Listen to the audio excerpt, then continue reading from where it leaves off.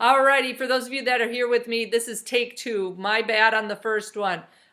We have Thief of Always by HarperCollins Press, and we last left off with chapter 7. We're going to have chapter 8 today. That first day in the holiday house, with all its seasons and its spectacles, set the pattern for the many that were to follow. When Harvey woke the following morning, the sun was once again pouring through a crack in the curtains, but this time it lay in a warm pool on the pillow beside him. He sat up with a shout and smile, and either one or the other, and sometimes both, remained on his lips for the rest of the day. There was plenty to do. Work on the treehouse in the spring morning, followed by food and the layer of plans for the afternoon. Games and lazy hours in the heat of summer, sometimes with Wendell, sometimes with Lulu. Then adventures by the light of a harvest moon. And finally, when the winter wind had blown out the flames in the pumpkin heads and carpeted the ground with snow, chilly fun for them all out in the frosty air, and a warm Christmas welcome when they were done. It was a day of holidays. Remember, it's called the Holiday House. The third as fine as the second, and the fourth as fine as the third, and very soon Harvey began to forget that there was a dull world out beyond the wall, where the great beast February was still sleeping its tedious sleep. His only real reminder of life he'd left, besides a second telephone call he'd made to his mom and dad just to tell them he was well, was the present he'd wished for and received that first Christmas, his ark. He thought several times of trying it out on the lake to see if it would float, but it wasn't until the afternoon of the 7th day that he got around to doing so. Wendell had made a real glutton of himself at lunch and had declared that it was far too hot to play, so Harvey wandered down to the lake on his own with the ark tucked under his arm. He half expected, hoped in fact, to find Lulu down there to keep him company, but the banks of the lake were empty. Once he laid eyes on the gloomy waters, he almost gave up on the idea of a launching, but that meant admitting something to himself that he didn't wish to admit. So he headed on down to the shore. He's kind of on an internal quest right now, isn't he? Found a rock to perch on that looked less precarious than the others, and set his ark on the water.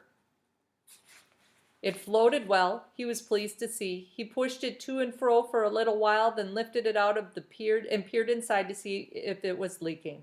It was quite watertight, however, so he set it back on the lake and pushed it out again. As he did so, he caught sight of a fish rising from the bottom of the lake, its mouth wide open, as if it intended to swallow his little vessel whole. He reached out to snatch the ark from the water before it was either sunk or devoured, but in his haste he lost his footing on the slime-slickened rock, and with a cry he fell into the lake. The water was icy cold and eager. It quietly closed over his head.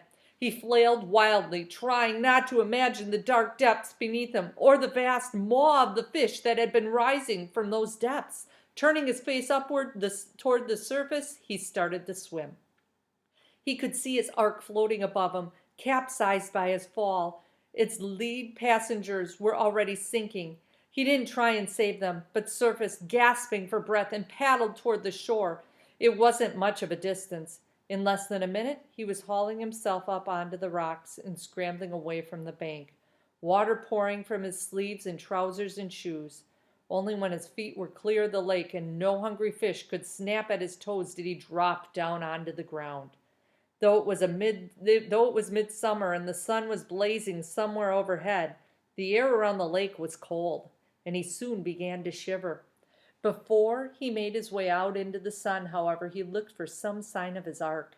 The spot where it had sunk was marked by a forlorn flotilla of wreckage, all of which would soon join the rest of the ark at the bottom. Of the fish that had seemed so eager to devour him, there was no sign. Perhaps it had swum down into the depths to chew on the drowned menagerie. If so, Harvey hoped it choked on its dinner. He'd lost plenty of toys before. He had a brand new bicycle, his prized possession, stolen from the step of his house 2 birthdays ago. But this loss upset him as much, more in fact.